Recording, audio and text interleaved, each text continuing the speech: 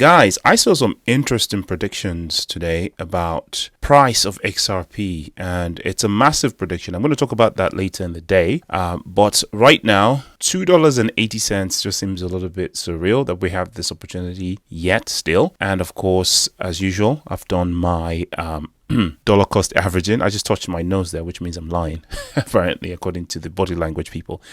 But no, actually, I have acquired my daily portion of XRP on the dollar cost average scale. But yeah, it's quite interesting that we're still at $2.80 thanks to obviously manipulation, macro events, people fighting each other. There's a wise saying. A lot of people have this saying now. I'm not sure if it's an African saying or European saying or whatever. Is that when two elephants go at each other, it is the grass underneath that takes the brunt. So the two elephants are, of course, the powers that be on one side and the other side. There are different varieties of them. You can call it the US versus China. Even within the United States, you can call it, I don't know, the Fed versus the executive branch, Trump versus Jerome Powell. And there's a new fight. There's Trump versus is it Gavin Newsom. I'm going to talk about that in a minute as well. But when it comes to the big guys and XRP and crypto generally, some of these big guys are starting to backtrack a little bit. I saw something interesting on X. There's a guy called Eric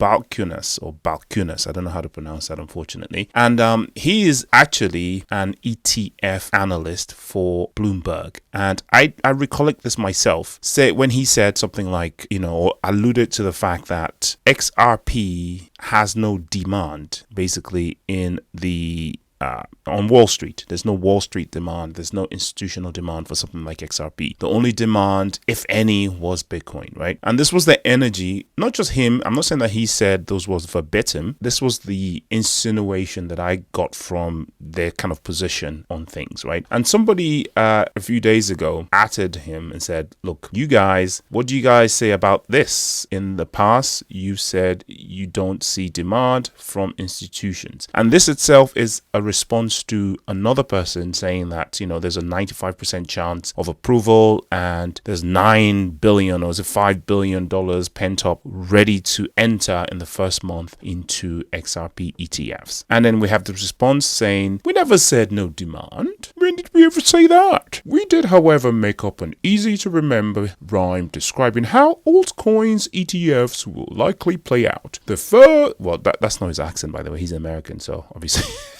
I've got the accent completely incorrect, but I'm making fun. The further away you get from BTC, the less asset there will be. I like it. Good rhyme and true to an extent.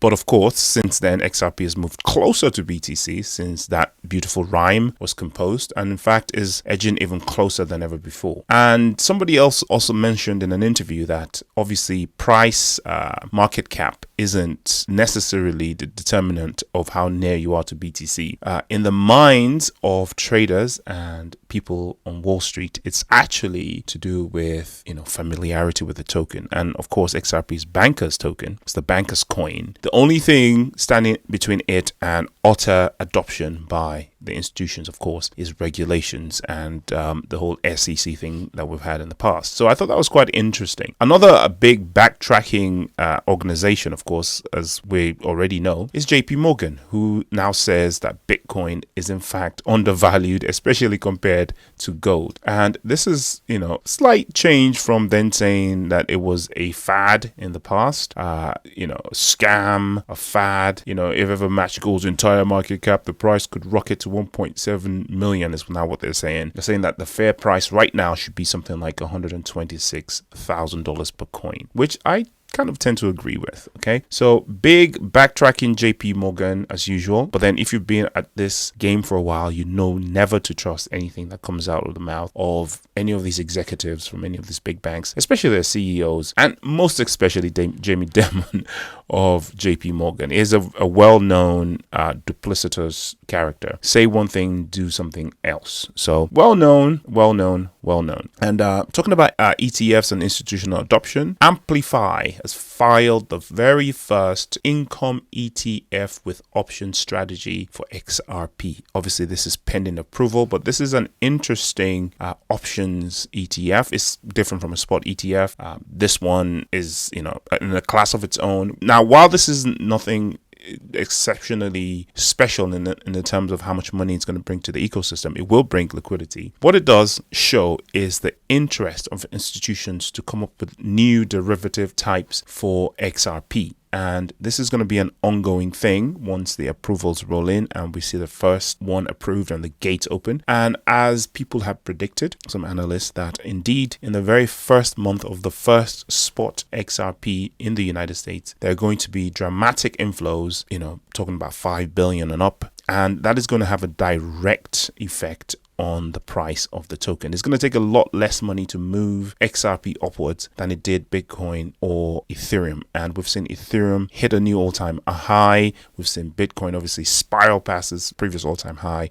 Actually, people would say that XRP without the ETFs has already achieved the all-time highs that some people say is the all-time high. But I am a big fan of the Korean all-time high. So that's the one I'm chasing. So I'm looking for XRP to breach $3.80 something cents before I call it price discovery. So shout out to that. Talking about elephants fighting, I did mention Newsom. I think he's the governor of California, and he is fighting Trump in every avenue. It's funny how the things that he's been criticized for, that is Donald Trump, is what Newsom is now trying to use to fight him. He's sort of the anti-Trump Trump of California, and he's doing that by launching a new cryptocurrency. Before I read this, I just actually want to react to some audio of him actually saying that. We're about to put a meme coin out, and you know what, Donald Trump, we'll see how well your coin does versus our coin. Is it going to be called Gavin Coin? Is that? No, it's, I think, TrumpCorruption Coin. TrumpCorruption Coin to the moon. Yeah, this is one of the great grifters of our time. I mean, this is just jaw-dropping. And none of this is normal. Again, none of this is funny. I mean, it's funny in one respect, but it's like, it's extraordinary what's going on. Bro, you are all corrupt. Trump is corrupt. You are corrupt. Everybody is corrupt. So, miss me with this whole sort of sanctimonious face. Corrupt coin. Bro, if you release this meme coin and it moons, right, and your party doesn't sue you for it, like they're trying to sue Trump for it, and they don't talk about NEWSOM corruption and all of that, then you've completely lost your whatever imaginary moral high ground that you're sitting on. Obviously, I'm not American, and I'm not qualified to comment on American politics in any shape or form, but I can see through all this BS. Both sides are soiled. Both sides are corrupt. I mean, some of the gangster moves by Donald Trump with cryptocurrency just makes me laugh every time I see it. That was it the Genius Act, or what's the other one? The act that just exempts him from all of the rules. It's just like, yeah, my family and I, we can do anything we want. We're the royal family of the United States. It's absolutely insane. Man. No wonder they vetoed it, right? Anyway, so California Governor Newsom has decided that fighting Trump requires more than press conferences and policy speeches. His new weapon of choice, a meme coin. And I don't know, man. I don't think that he has the supporters that Trump has, or the name to moon a meme coin or to get a following for his meme coin. I think there's something about Trump that he himself is a living, walking meme. So like he fits just naturally into this whole sort of meme coin world, this sort of social media virality stuff. So I can't see any political leader anywhere in the world. Maybe the president or the supreme leader of North Korea, he could probably release a successful meme coin as well, because he's got, obviously everybody in the country has to buy the meme coin or, off with their heads or whatever. And then, of course, he's just like a big round meme ball. So, in fact, I'm quite sure that a meme probably exists, but obviously he didn't create it. But if you were to come out with a meme, I'll probably buy it because it would definitely moon, right? Gene, there's a joke there somewhere. I'm just gonna skip it. Anyway, that's it for today. I'll see you guys in the next one. Take care. Peace.